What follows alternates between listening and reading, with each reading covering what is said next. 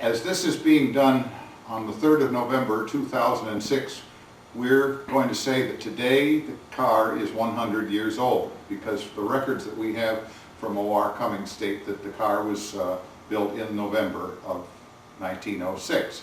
So isn't it appropriate that we are now making it back to what it was like when it ran on the Atlantic shoreline?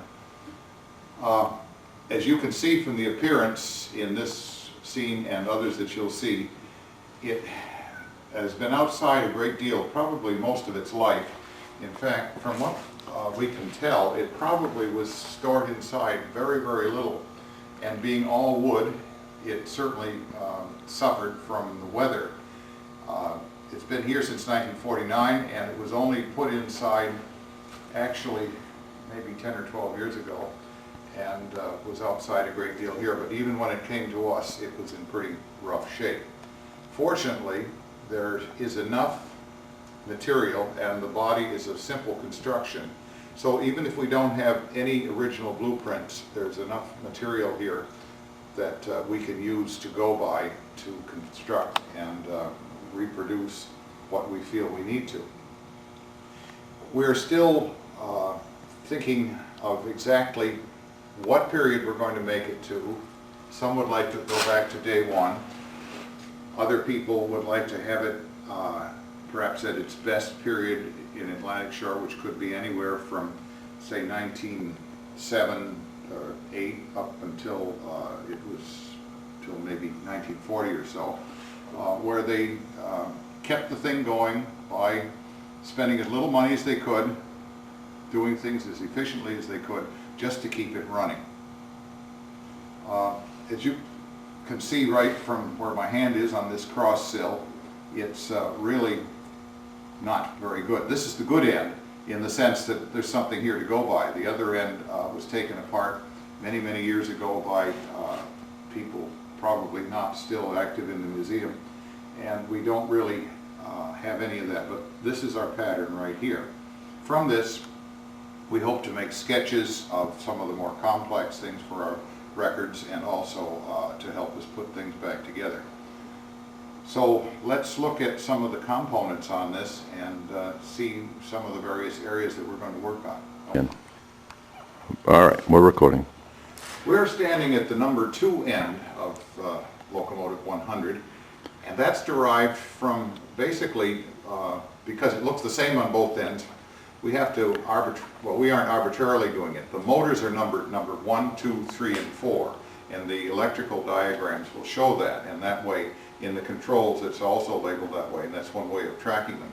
So number 4 motor is at number 2 end, which is where we are. And it happens that this, as I said before, is the more complete end. Now down below is the pilot. And the pilot, or cowcatcher as it's called in the vernacular, one of them was totally missing. There were a few parts left, and what we've done is we put these parts together, and every part we find we're giving a number, a letter and a number, some identifying characteristic, so that we can tell what it is and what we do to it, how we found it, and if we can use it again, what we'll do to it or reproduce it. The pilot is composed of a wooden structure. It's kind of a V-shaped thing, if you know what a cowcatcher looks like. And this is the bottom cross piece going underneath here. And there's an angle here, so you can see that there would be a piece of wood coming out here and another one over there to make the shape of the pilot. This is actually a little bit forward. Back here, on both sides, are 2 very strong steel braces that are bolted to this cross sill that goes underneath.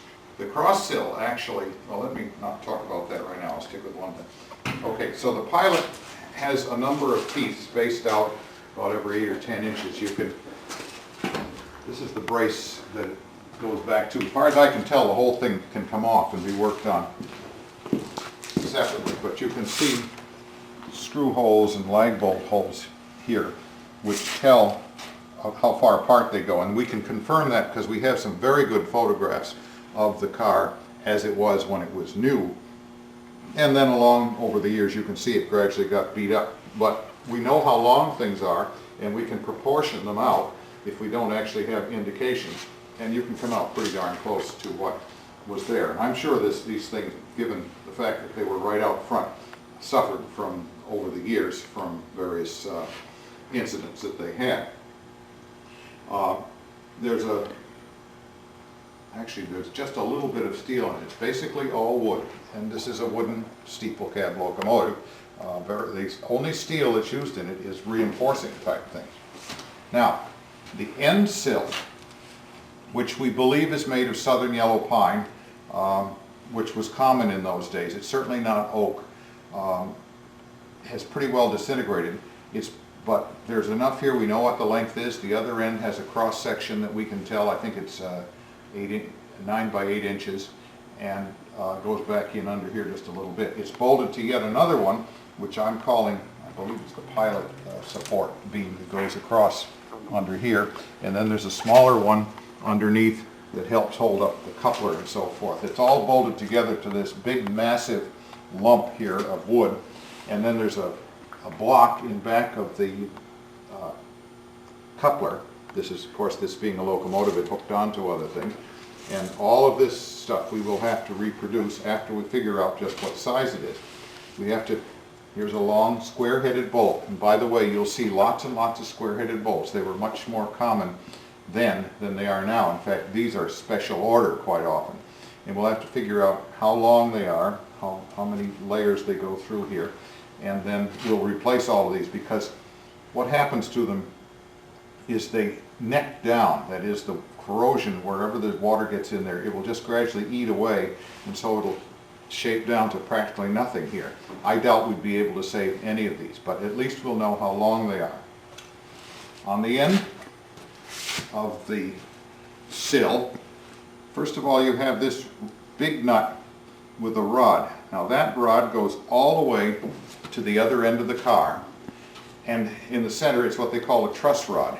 It goes along, then comes down like that, and then goes back up to the other end to a similar place like this. And in the center are a couple of braces. I forget the exact technical term, but there are a couple of braces, and it's supposed to help hold the thing straight. Well, it hasn't done that for a long time, and yet the car is as straight as an arrow. This is sort of superfluous. Its major function is just to keep the two ends pulled together. There are 4 rods that go the entire length of the car. 1, 2, 3, 4. Then the other 2 nuts down there are shorter ones that are part of the coupler. We'll talk about that later. This thing I have my hand on is called a polling pocket. There's one on each corner. And this was part of a very unsafe and no longer done by anybody practice, but one that's interesting and a lot of fun, and I'd sure love to see it happen. If you've got a car over on an adjacent track that you have to move, the locomotive is here, the car is over here, one thing they would do, they'd put a pole, literally a wooden pole about so big, had iron wrapped around the end so it wouldn't split, maybe 6, 8, 10 feet long, whatever, and put it to a similar thing on the car, and then they'd start going, give the car a shove, and then when they got the car going fast enough, they'd stop, the pole would fall down, and then they'd pick it up and use it for something else. So, polling pocket, you don't see these on today's freight cars by any means. In the center we said there's a coupler, and this is a standard railroad coupler. This could hook up to any kind of freight car even today. Here is the air brake hose, because when the locomotive was in operation, the brakes in this also would apply the brakes in any car that they would have in the line. And there's a picture of this hauling 5 cars, I believe at 1940, showing it hauling 5 cars, and they would all, if they were careful enough, and if they didn't care about going, if they had to go up and down any kind of a hill, which there was some in the mills of Sanford, they would hook up the brakes. If they were just doing 1 or 2 cars, they probably wouldn't bother, and depending on how heavily loaded they were. Of course, this isn't very heavy, so you've got a real heavy freight car pushing it down there. You want to have some brakes in the cars to do it. Well, anyway, This hose, which is called part of the train line, has obviously disintegrated. We fortunately have lots more of these around that we can use. The coupler has a lever right here. Of course, oh yeah, okay. That opens up, and then you can, when you run into the car that you want to couple, this will automatically close. Well, when you're holding that up. Well, things don't work quite as well as they should. Anyway, that will automatically close, and then you can take off. This little slot here is something you will not find any today at all. It's used for what they call link and pin coupling, where you put a bar in here with a hole in it, drop a rod down through here, and then hook onto whatever it is you want to pull, which has something similar on the other end. And we use that on streetcars a lot. And of course, remember, this is electric railroad, and it was used where there were streetcars. Okay. Up here we have a bracket, which is for the portable headlight. For the portable headlight. This did not have a fixed headlight. It had one that they would carry back and forth from end to end. I assume they only had one. They might have had two. This is grounded. The power comes on the other end of the car, under the hood, we'll see it later, is a resistor that reduces the 600 volts from the overhead power line down to 120 volts, which is, these have a standard voltage light bulb, even though they're a street railway light bulb, a special headlight type, they run on 120 volts. And you would just hook this on here. You want to make sure that it's got a good contact, because the ground actually went through the case of the headlight and down to the rails, which is the return for the electric power.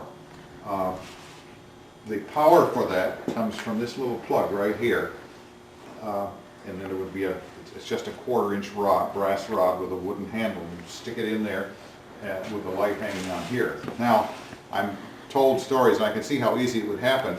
Sometimes people would pick the headlight up, forgetting to unplug it, and that would make it live, because then they suddenly became the ground. They lost the ground here. This is original. We have one for the other end. We don't have to remake them. When this locomotive was built 100 years ago today, we're saying, it sat up on top of the hood for some reason, for whatever reason. That didn't last very long, and they put it out here.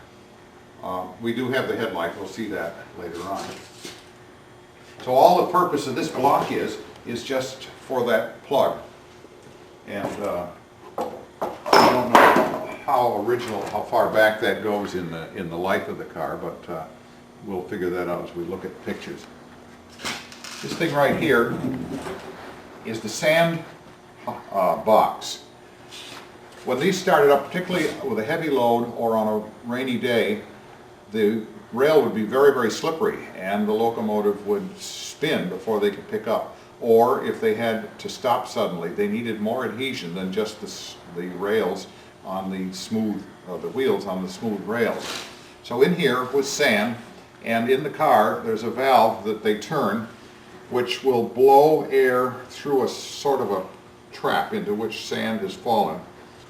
The sand trap is actually a cast iron item about this big.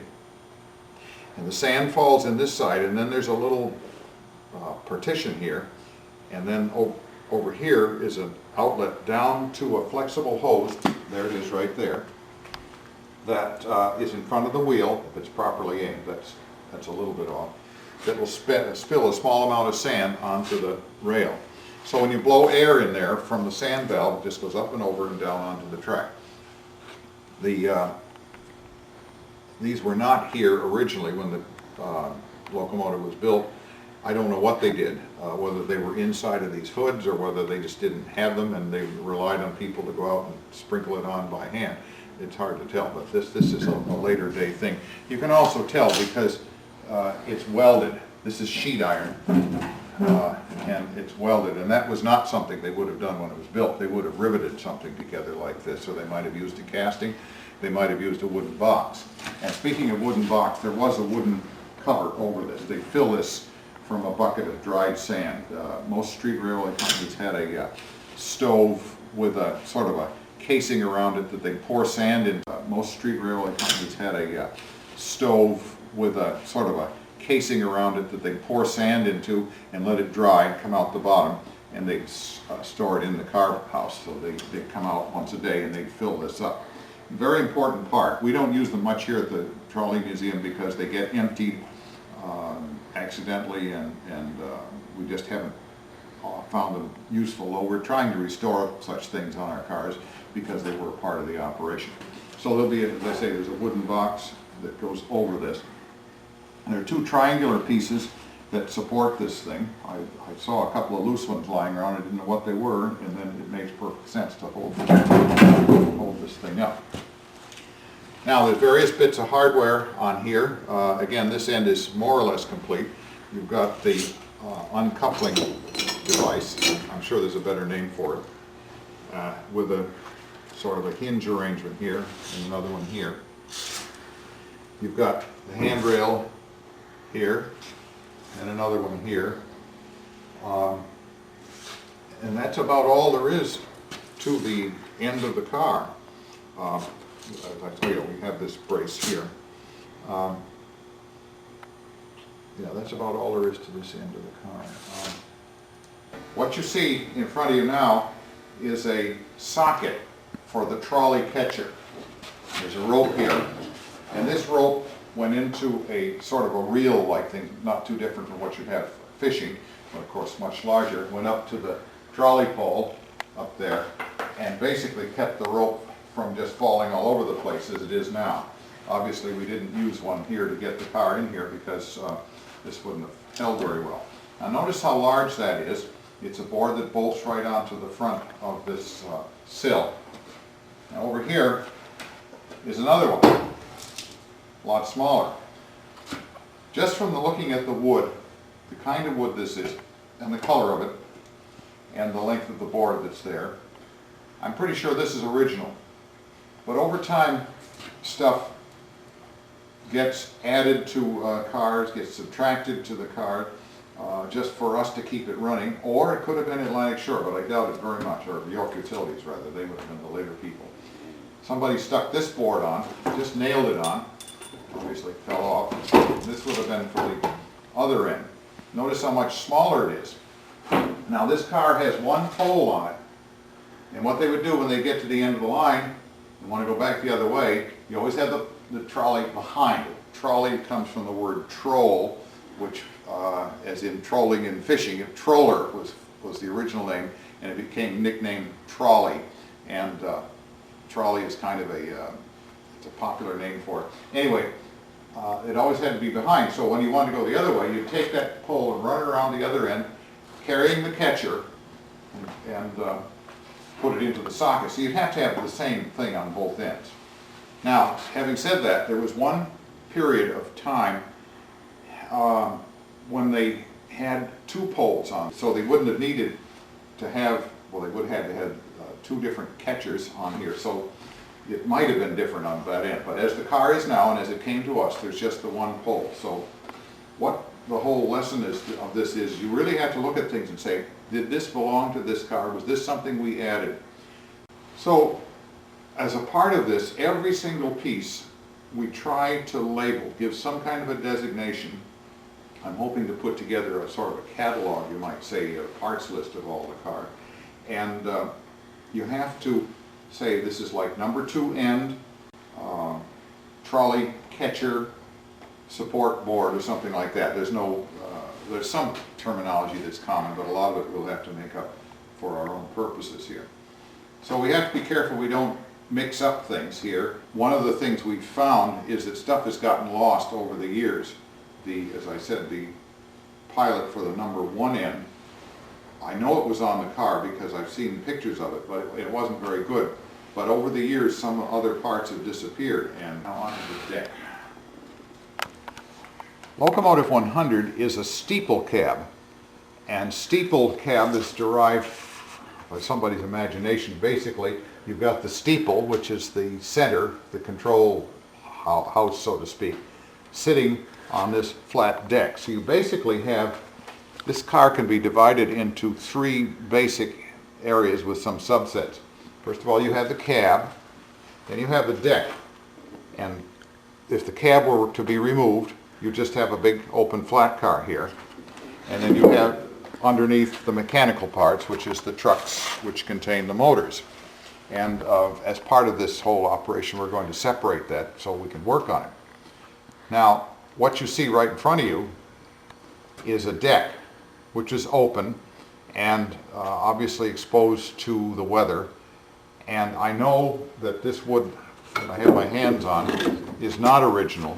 It's something that was put on back in the 1950s when we used this car to build what we call the terminal, which was a small operation we had over on Route 1 for a while when we thought that there would be more business over there because it was right within sight of many more people driving by. And it was, I think it's hemlock that was just put on with large nails. What was here originally, we hope to be able to see by looking at the cab inside, which has the original floor in it. So we'll take this off and replace it entirely. Undoubtedly, we'll replace almost all of the floor unless we save one or two token boards, and that's something I should mention. We try where we can to save as much of the original as we can. In some cases, it's impossible. For instance, you have a piece like this, which is a piece of the brake rigging, nothing to do with wood, but this was overstrained at some point. There's supposed to be a nice round hole here. Well, it's broken. Looking at it the other way, you can see how thin it is. It's worn thin. Will we replace this? Yes. Will we keep it? Well, somewhere in our archives we'll keep it, because it does show what they have, this type of metal that was used. It was some kind of a wrought iron, not like the kind of steel we use today. So anyway, the deck will be taken off. Now when we do take the deck off, it will expose other things that we don't know how solid it is underneath. And I think at this point maybe we want to go down to the other end, because then we can see some of this. We're down at the number 1 end.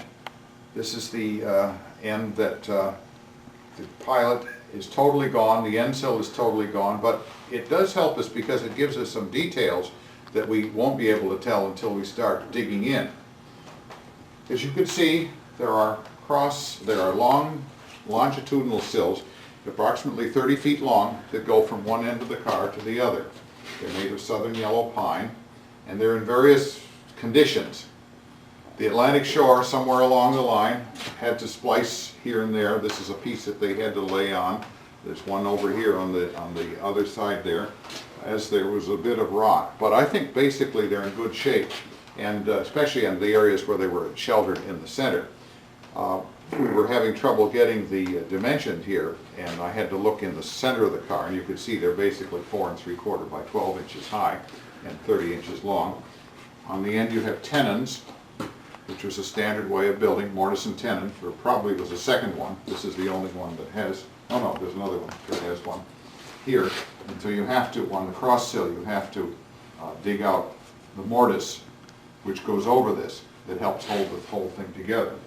And then here are the long rods that go from one end of the car to the other that basically tie the whole thing together, especially important in the center where you pull with the coupler.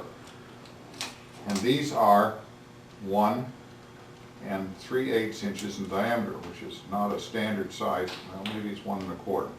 1 1/4, I guess, which is standard size. We're going to figure it out because I think we're going to need some new nuts on the end here.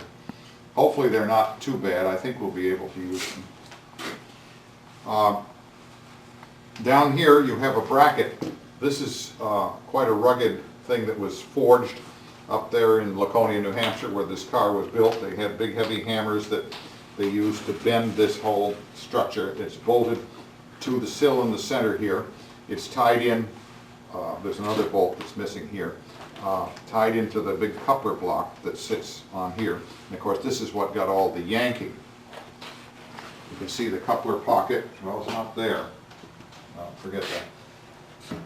Back about 40 years ago, one of our members got a piece of, I think this is spruce or hemlock, and replaced the sill on this side, which was totally gone. This is not correct. It's too wide, and we will end up having to replace it with a new piece. Now, one of the ideals would be to try to replace it exactly as it was originally, with a nice solid piece of beautiful straight southern yellow pine going from one end to the other. Well, unfortunately, that is going to be very difficult because that kind of wood is almost impossible to get. And even 100 years ago, they were starting to have trouble getting it. And that's one of the reasons why they had to build steel cars, because they couldn't get the wood that they needed. You know, you're going to have fun editing this thing. I don't want it to be too easy for you. These sills that run from one end of the car to the other are about 4 3/4 inches wide, 12 inches high. I should point to this one, which is still solid, and 30 feet long. That kind of wood in that dimension don't grow trees like that, or trees that are remaining like that are old growth and they're being preserved. Having said that, there are a couple of different possibilities on this, and we're still in the exploration process. There's a possibility of getting some from a building that's being torn down, because southern yellow pine was used in the mills and factories for supporting beams. That long, who knows? That's probably going to be difficult.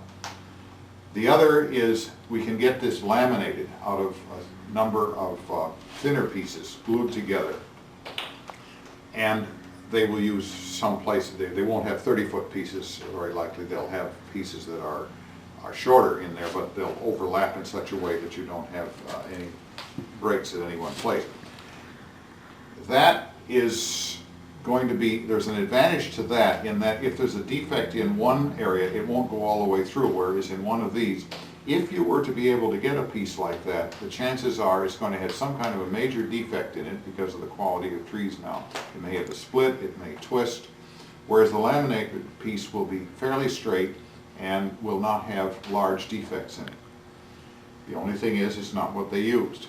Now, we think we can probably get pieces for the cross sills. As you can see, they're only a little over 8 feet long, and they're a slightly different cross section. So we think we can do that, but for the long ones here, the jury's still out as to just how we're going to. This is the remains, it won't be remaining much longer, of the train line with a hose that would have a coupling on it that would connect to the freight car that was being pulled by this. This is an air line that runs from one end of the train to the other and is connected to the brake valves inside. And we will obviously have to replace this. In fact, we're going to replace all of the air piping. There's several hundred feet of different sizes of steel pipe which conducts the air from one place to another in a rather complex method. And it's started to rust in many, many areas. Down underneath the car, we have some very important items. First thing, in the center, between the wheels, you have one of the 4 motors for the car. This is what we call a GE80 motor. GE meaning General Electric, because they were one of the 2 big builders. General Electric and Westinghouse were the 2 major builders of electrical components for trolley cars. That's a 40 horsepower motor designed to run on about 550 volts direct current. It ran right to this spot. The motors all work. However, because the Atlantic Shore, or York Utilities Company as it was at the end, didn't have much money, we're pretty certain that it is going to need a lot of TLC. Within this case is a gear which is directly pressed onto the axle. This is the axle right here, which turns around. On either end of the axle is the wheels. We'll talk about that in a second. Right here is a big spur gear, just a plain old ordinary gear, and on the end of the armature, which is the part of the motor right here is a big spur gear, just a plain old ordinary gear, and on the end of the armature, which is the part of the motor that turns around, is a small, what they call pinion. So you have a pinion, small pinion, driving a large gear. That means the motor turns faster than the wheel. because you're getting a reduction. This has to go around probably 4 times for every time the wheel turns around. This is not a speed demon. If this went 20 miles an hour, I would think it was really going pretty fast, and we obviously don't run it very fast now. But I say, it did run right to here. Not going to run much further before we do a lot of work on it. On either side you have wheels. These are what they call a railroad profile. They're 33 inches in diameter, and the profile is, well, we'll see how wide it is. That's why we carry this tape measure with us at all time. It's about 3.5 inches wide, which is standard for railroads. Trolley cars would have had one that was only about 2.5 inches wide. They needed that because railroad track was a lot wider, a lot less forgiving. Trolley car, or a lot more forgiving, I should say. Trolley tracks were because they had to be in the street, couldn't have wide gaps like this in them. Carriage wheels and automobile wheels and so forth would get caught in them, so they had to be a lot more carefully built. These wheels have worn down, you can look at the end there, have worn down pretty thin. In fact, you can see right here how this is, the metal has kind of worked its way over here. This wheel, while it would work probably for here for many, many years, is worn down to the point it could not be used in regular operation. This tread should be probably 1.5 inches to 2 inches thick. In other words, the wheel would be almost 2 inches larger in diameter.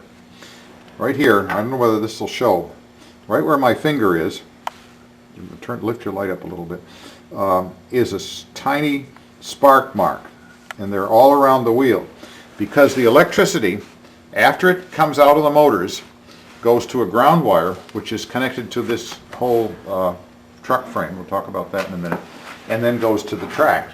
So when we ran this in here, this is rusty, the rail was rusty, and so there were lots of sparks in here because it hadn't been cleaned up. If we'd have run a lot, you wouldn't get sparks like that, but it was kind of interesting to watch them.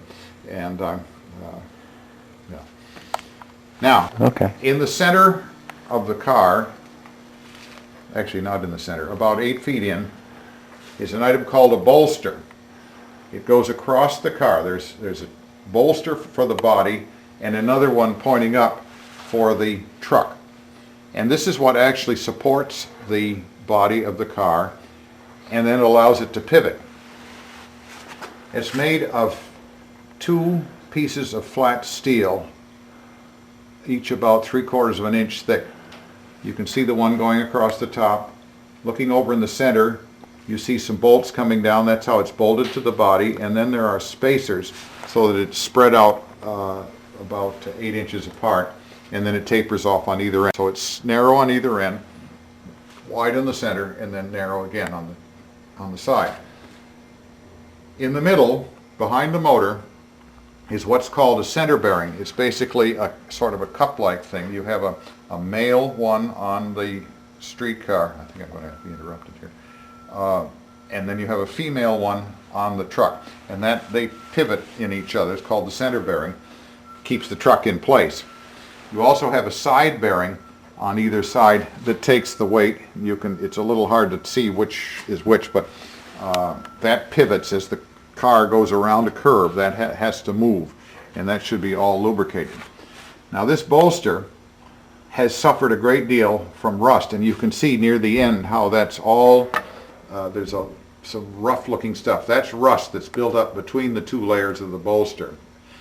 And another thing this bolster does is there are contacts made to it, or wires that are connected to it, where the ground goes through, and you get an electrolytic action which eats away at the steel. So there are major areas that are eaten away. And in future times you're going to, we'll look at this, and I've got it. We're looking at the side sill. This would be the right-hand side of the car. Now how do you know which is which?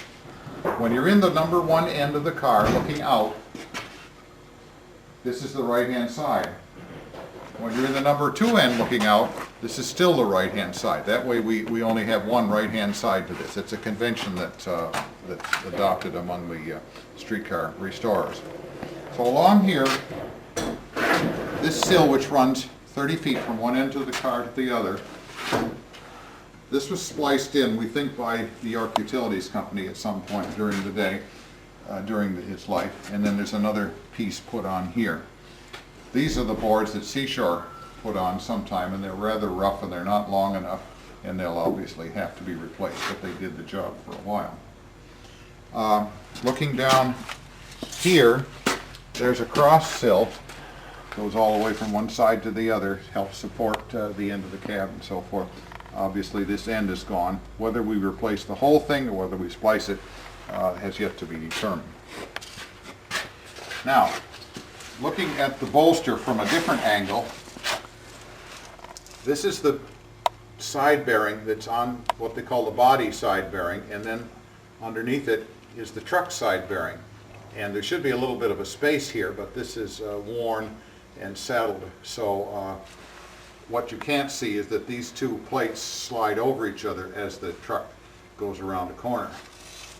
Up above it, this is the plate of the bolster. Here's the end of it, and there's the rust that's formed here when the two pieces are against each other.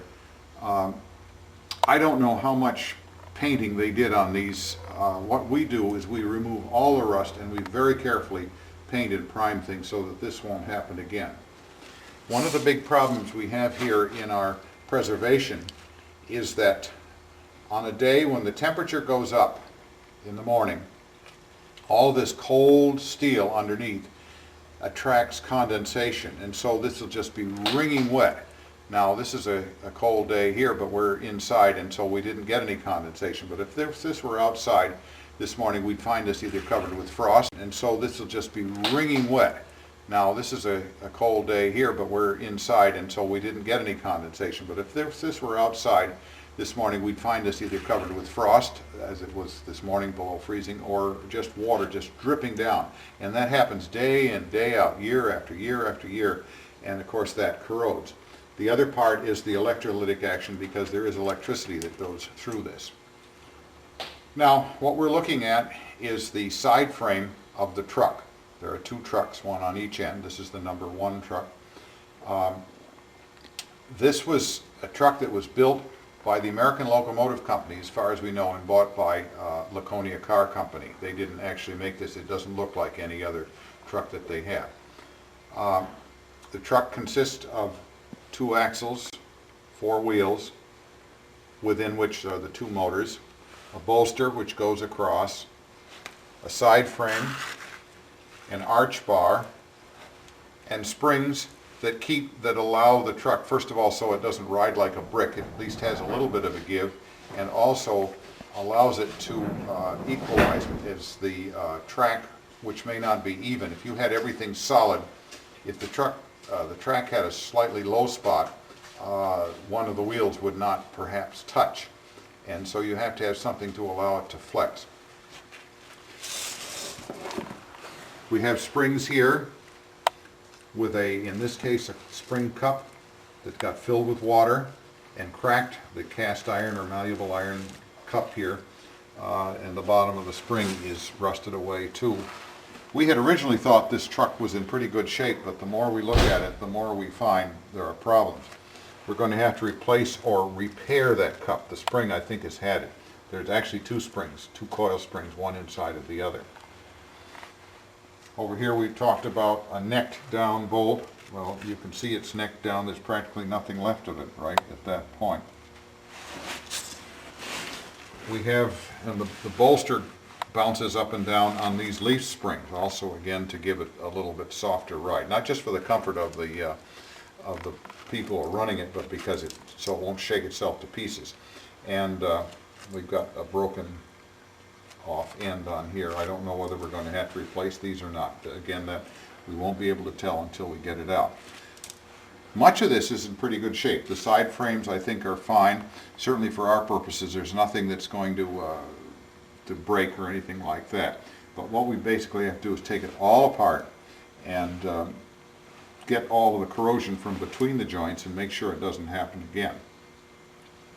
The inside, this is called a journal box. I've opened the cover of it, and inside of it you can see the end of the axle And this material is called waste. It's supposed to be wool waste. This is pretty well hatted. Of course, Sanford being where woolen mills were, they were able to get good waste, which really looks just like yarn. And the purpose of that is to lubricate this. Right in here, up on top of the end of the axle, is a bronze bearing, like this. The axle turns around inside of it like that, like this.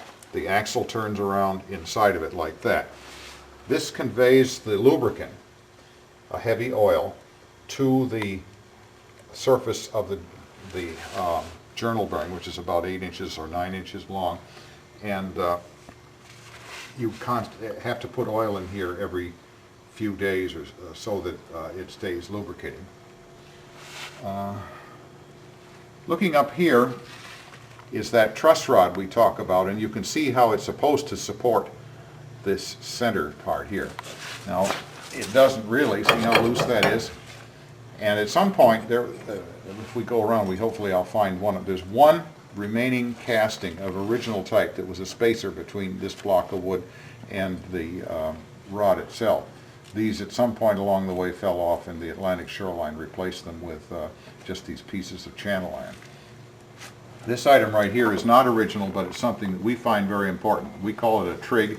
It simply is used, put underneath the wheel to keep the car from rolling away. This car, not having been lubricated for 40 years, is pretty stiff, and so we don't need it. Plus this track is level. The car is not going to roll anyway. But in normal use, that would definitely be used all the time by us. The Atlantic shoreline, what they would do would be they have this, like an automobile, these have a handbrake, which is supposed to be for emergency purposes, but it's basically a parking brake, and they just pull up on that. Now, speaking of brakes, I don't know where we're going to see this or not.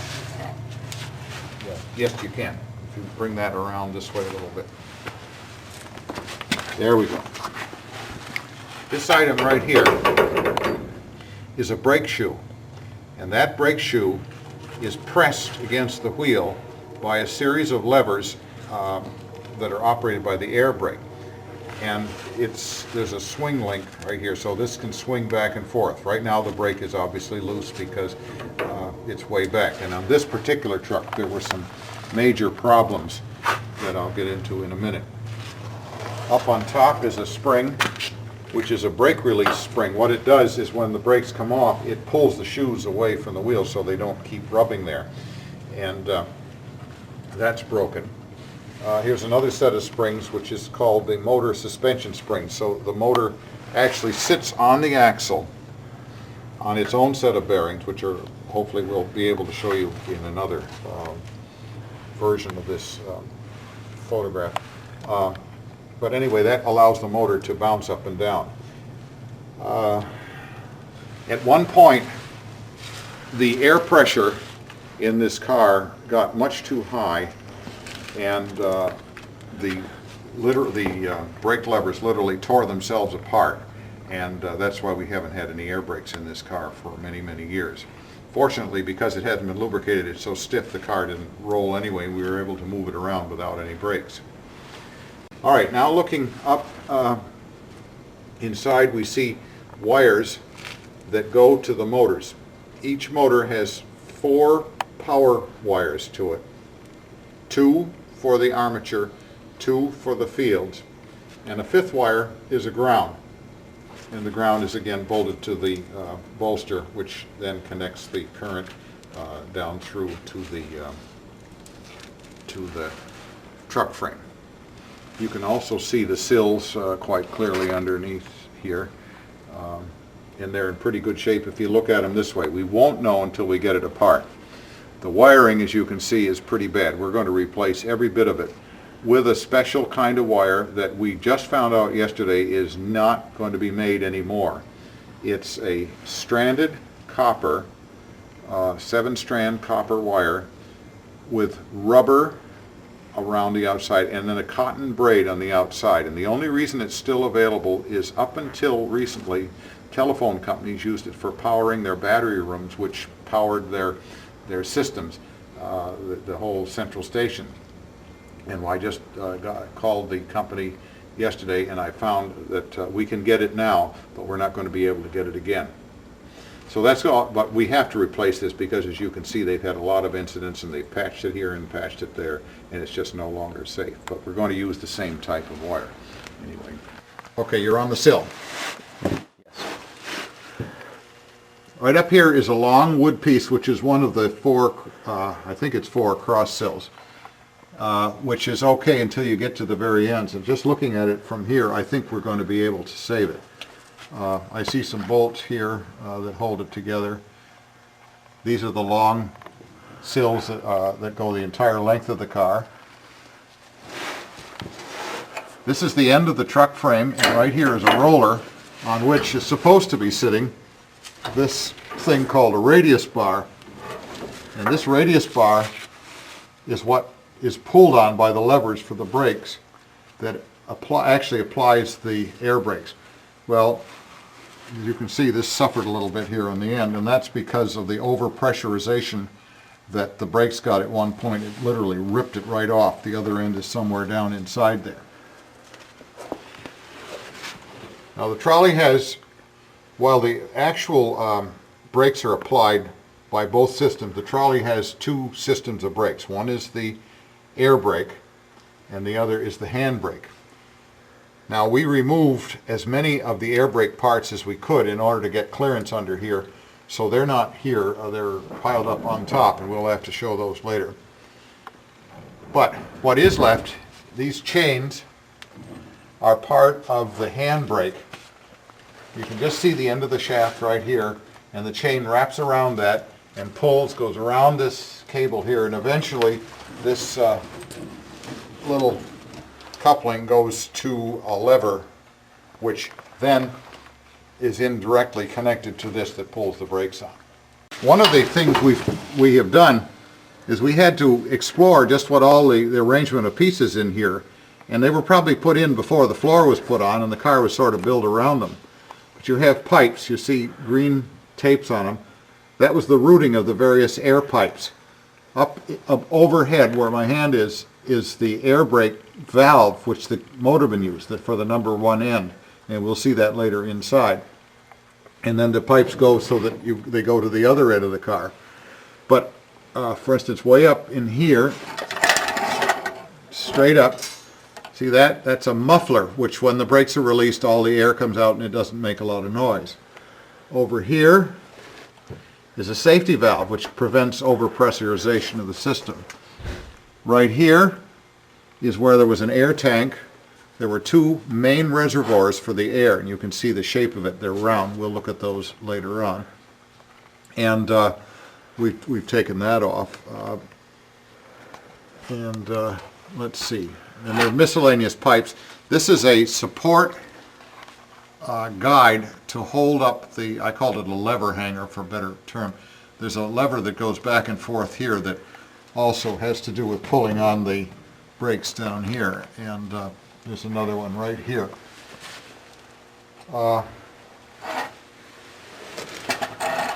Back here we have what's called a branch pipe T, T-E-E, and that is for giving the air to the air brakes at either end of the car, the train line, I should say.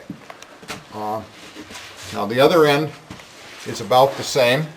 There's another tank here. These 6 bolts are for the air brake cylinder, which hangs from here. We'll see all these things later on, and then all the different connecting pipes. These brackets right here held the triple valve, which is the heart of the whole brake system. Here is a pull rod which goes to the radius bar, which goes on the second truck. There's a lever that goes through the end here that comes out through here, and it would pull like that. A little hard to see at this point. The air supply for the car, when it was first built, they had an air compressor fastened somewhere under here, and I can't tell you right now, but looking at the photographs we could locate it, but it was underneath here. And that was under there for some time until they finally put it upstairs, a different compressor, and we'll talk about that later. I think that's all right now. We'll have to come back to it when we get more accessibility in it.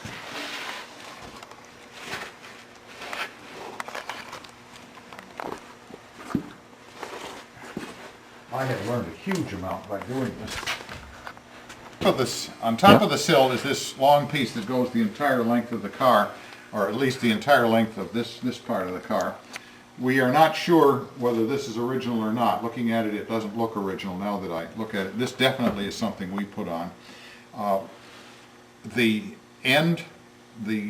boards for the floor of the cab probably end in here, but there's some thought as to maybe they come out here, so we're going to have to look at that. This is the hood in which these are resistors. When you run a trolley, you don't just put your foot to the floor, so to speak. You regulate the amount of electricity coming in by reducing the voltage through these resistors, and we'll see that from on top. There's a series of these. I think there's 6 of them inside of here. These are made of cast iron. These are what they call the Westinghouse 3.8-inch grids, and they're all in excellent shape. Absolutely nothing wrong with them, and we're going to be very careful with them and make sure that they're all right. But they're within this hood here, and they had doors on either end for ventilation. And the pictures of the car show these doors usually open when the trolley was running, because they get quite hot. Resistors resist the current. They're like a heater. So in the trolley wire, literally overhead, is 600 volts direct current, or it might have only been 550 back when this was built, maybe even as low as 500. That voltage is equivalent to the pressure, like water pressure. The higher the voltage, the higher the pressure. And they actually have been raising that over years, because the higher the pressure you get, the more efficient the system is. But you can't put 600 volt straight through immediately, or the wheels would spin, you'd burn up your controls, and so forth. So you have to control that with a resistor, and a resistor has a quality called ohmage, OHM, and that is what resists or hold back the current. And in the process of doing that, that creates heat. So when you start up a trolley, you have lots of resistance in the circuit. Here's the up here you have the 600 volts. It comes down through resistors, dissipates heat, and then finally goes into the motors. As the trolley gets faster, you don't need as much resistance until finally, when you get to the full speed, these resistors are not part of the circuit. You're getting the full 600 volts right to the motor, and they're going at the full speed. Okay.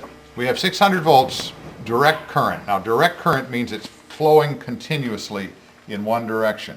What you have in your house is alternating current, which reverses 60 times a second.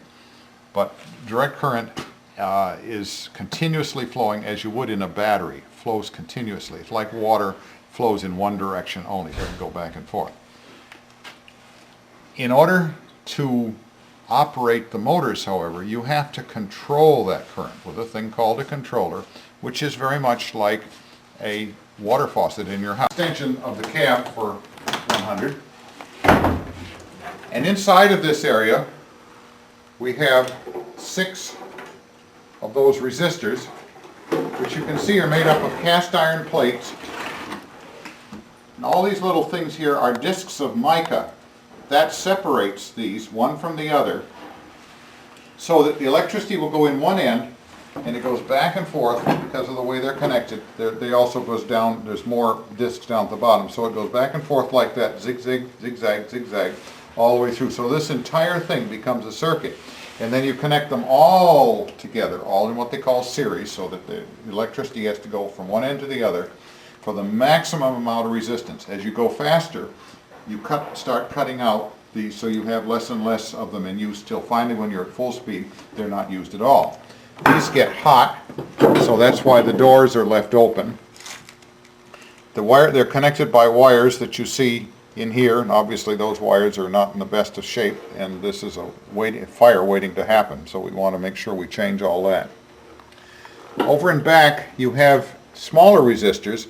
Those are nichrome wire, which is wrapped around a porcelain core, and then it's painted with a vitreous enamel so that they're able to get quite warm. And those are in series with the headlights, the portable headlights, one on each end, that are used to illuminate for nighttime operation.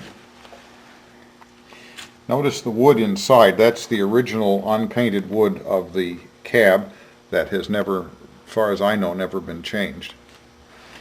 Notice the inside of this. I don't know whether this is seashore or whether this is Atlantic shoreline. We're going to have to rebuild this in some way or other. It's kind of a crude sort of thing, but some of the Atlantic shoreline York Utilities work was probably crude at best. We don't know just how much of this is original. All right, now let's look down at some of these various... Okay, let's look at the various parts that are up here. This is the top of the cab. We're on the number 1 end. Up here we have a hook into which the trolley pole goes that holds it down. Now right now the trolley pole is pointed the other direction. It swings around. So when you want it to be down, like when you're not operating at night, you leave that down. Then this is a trolley board which goes from one end of the car to the other, and there's what they call a base in the center, which is a pivot that allows the thing to be swung around and follow the wire, which is apt to be a little bit out of line. This is the main feed wire, which goes down to the controller, which is inside. This is a warning bell, which you pull by a rope inside, just to let people know you're coming along. This is a pipe that goes to a whistle, which has been removed. It's a 10-inch, what they call trombone whistle, made by Westinghouse Air Brakes, a brass whistle that screws onto this pipe. Do we have one or both of those? We don't have either of those, but Danny just gave me one for 639, and I know we've got more. Okay. They're pretty standard item. This is a bow for the roof. The roof is thin wood, about, well, we can see how thick it is, about 3/4 of an inch thick, tongue and groove, boards going the whole length of it, covered with canvas. Now this canvas was put on by Seashore, actually by Dick Lane, one of our members, and it's a little thin and it's disintegrated. That canvas, like a canvas canoe, is painted for waterproofing. We will use a number 8 duck, which is a little heavier than this, and it should stand up better. The color, I'm not sure what we're going to use. That's because what's on here is obviously not right, and I don't know whether there's any indication from these trolley boards, because these may have been replaced by Seashore. This is a roof bow, which goes from one side to the other. It's probably made of elm and was bent. And you can see there's some rot here, so we're going to have to bend a new piece. The cab in general is in pretty good shape, but there are specific areas that are bad. Oh yeah, I forgot this. This is a signal bracket. They put a signal lamp that goes in here. There'll be one on the other end. This is an access step so that you can climb up if you have to work on the roof. And there's supposed to be a little ladder which is inside, or a roof mat, which is like a ladder on the inside. I'm talking the wrong direction here. Look at all the layers of paint here. We're hoping we're going to find a story in those as to what the car was originally like. Some places the wood is practically bare, but there should be enough, especially in these sheltered areas here, where we can get some idea of what the color of the car was. The car was probably, we don't know it, but probably a dark green when it was painted with white letters, and that was it. At some point they painted it a red, and we'll look at those details. We have some remnants of it, red and white. and then at the end it came again painted this dark green, and this is our Seashore's paint on here, just a very cheap paint that was put on very, very quickly. Let's look down at the deck here. We've got a bunch of components here. First of all, right in front of you, Phil, that is the auxiliary reservoir, which is part of the brake system. Behind you is one of the two main reservoirs, a little bit larger. These are tanks which are wrapped and riveted with the ends welded on. As far as I know, those are original tanks going back 100 years. We will do what's called a hydro test on them, where we will put water under high pressure, and then you go over and you tap it with a hammer to make sure that it doesn't burst. If with water in it, it won't explode, it'll just come out at you in a small stream. That's something we do to all our air tanks. There are straps that hold the tank on, you can see. And then we've got various other parts. There's a headlight bracket, there's a coupler pocket, there's a disintegrated sand hopper with the triangular blocks that hold it. There's the coupler, part of the coupler, the rest of it's inside, I couldn't carry it. There's a triple valve, the thing with all the parts coming out. The triple valve we're going to send to a friend in California who's good on air brakes, and he will work it over. And then there's various other handrails and parts of the coupler for this number 1 end. And then here was where the motorman's, we'll call the motorman's or brake valve, was right here. Now we took that apart because we had a fellow from California here, Dave Garcia, who's a real air brake expert, and he wanted to know just how the brake valve was constructed, and so we took it off and he looked at it. He said that he has never seen one like this. It's unique. It's ancient. It predates this car. It probably came from a steam locomotive, and whether it was put on this car when it was built or later on by the Atlantic Shoreline Railroad, we don't know, but it's a very, very early one from a steam locomotive of some kind, and very unique. There's no information on it as to who made it or what type it is or anything else. Now eventually we're going to have to take all this plumbing out and replace it, so that's one of the other reasons we took it apart. This is the mount for the brake valve right here. This is for the sand, which sends it out to the box on the end and then down on the track. We've traced all this pipe, we've labeled it. You can see the various functions on here. Over here is where the controller should be, but if you notice, the controller is not here. Back in the 1950s, when we were building the terminal on Route 1, the controller was stolen. Fortunately, they sawed the wires off underneath the car, but in such a way that they didn't short circuit on each other, and we were still able to run the car from the other end. We will have to replace this controller, and we do have some in stock. There is the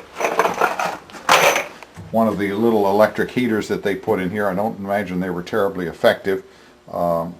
Whether they're supposed to be here in addition to the coal stove, we aren't sure. I would think it would make sense to keep them both in, and depending on how curatorially pure we want to be. There's a switch for the portable headlight, and then some of the various wires. This is what the controller looks like. It's what's called a K35 G2, and it's in pretty excellent condition, actually, considering what it went through when it was in Atlantic Shore. Open it up so you can see what it looks like inside.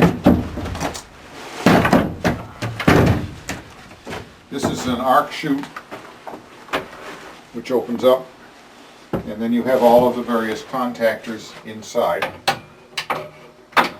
This is on the top. I'm putting the reverse key in, forward, reverse. That reverses the current in the fields of the motors. And then when you want to accelerate, just turn it on. And this is cutting out resistances, which are the ones we saw underneath the end of the car. These are what they call controller fingers, which make against controller segments. They're somewhat burned up, but they're also repairable. This controller is in excellent condition, surprisingly excellent. All the wires to it will have to be replaced.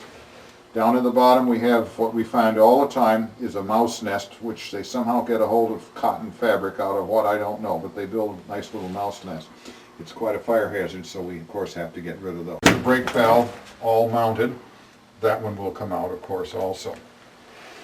We're in the process of taking the windows out because we're going to rebuild them all. They're not much putty in this glass. You can see that this one is kind of falling apart. Some of the glass is original, the old wavy style, and we'll try to keep that. I think we've got 2 broken pieces, and if we're careful we can save the rest of it. The doors are nothing special. They've got household knobs on here. I don't know whether those are original or not. We're going to have to check and see. I think the doors are original, but how much of the hardware is, I don't know.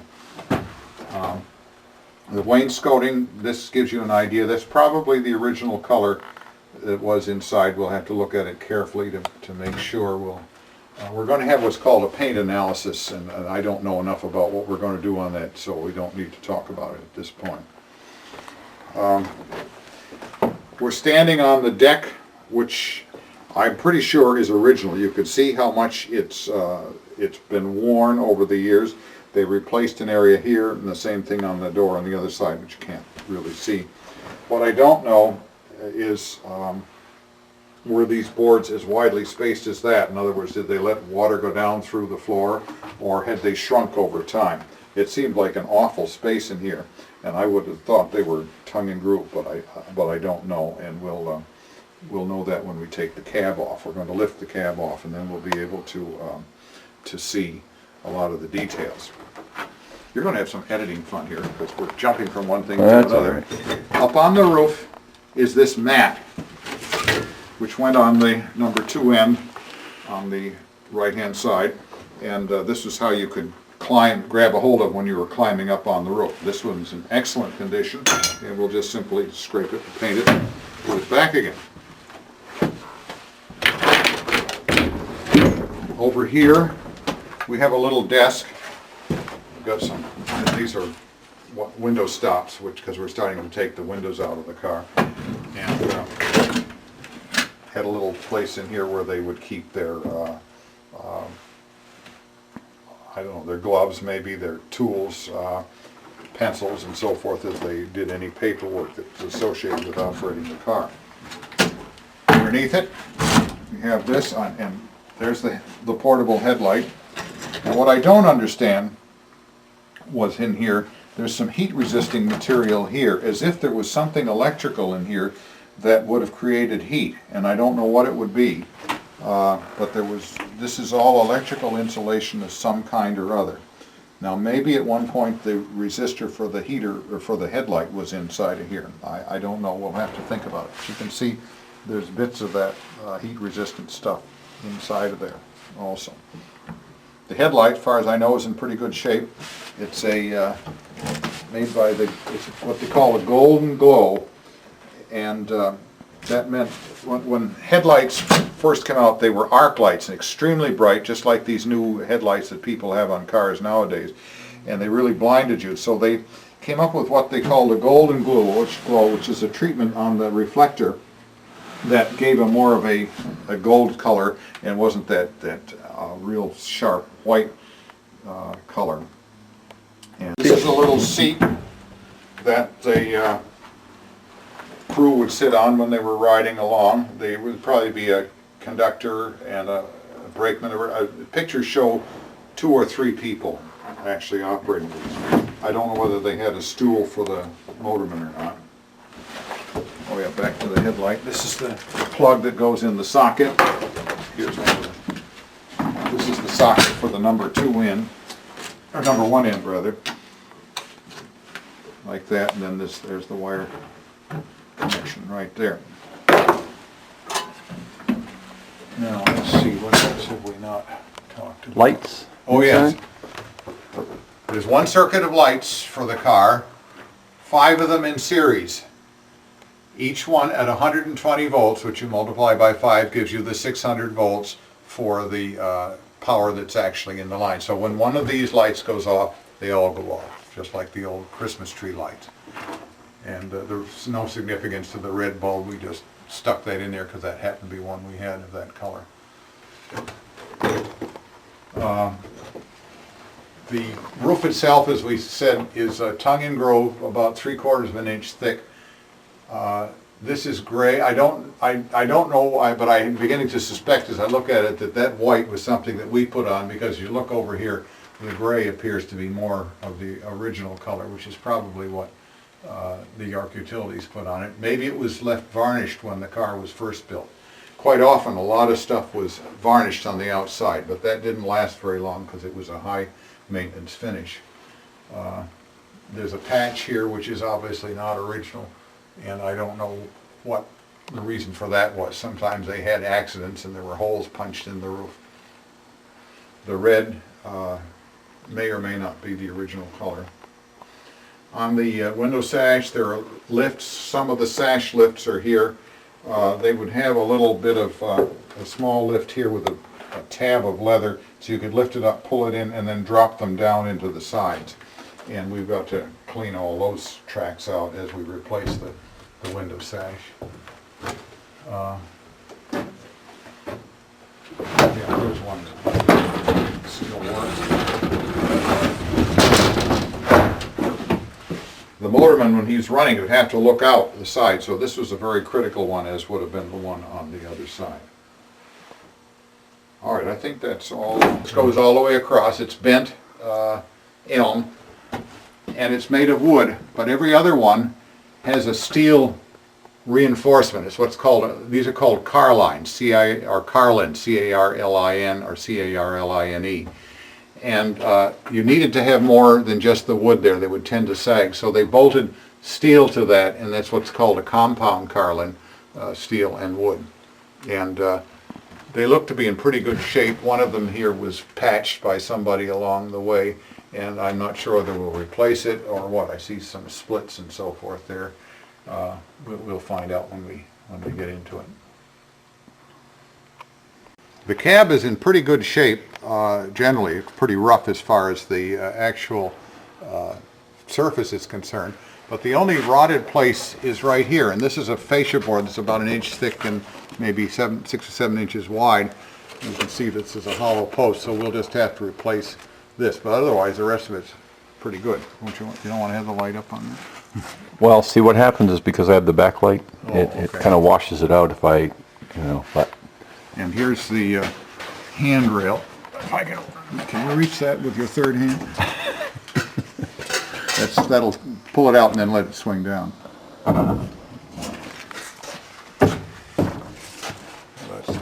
We have all the handrails, they haven't disappeared. All right, now coming down here, hopefully you got enough. This is the number 2 end. This is the air compressor, not the original one that the car was built with, but one that was later on. The original one was underneath the car.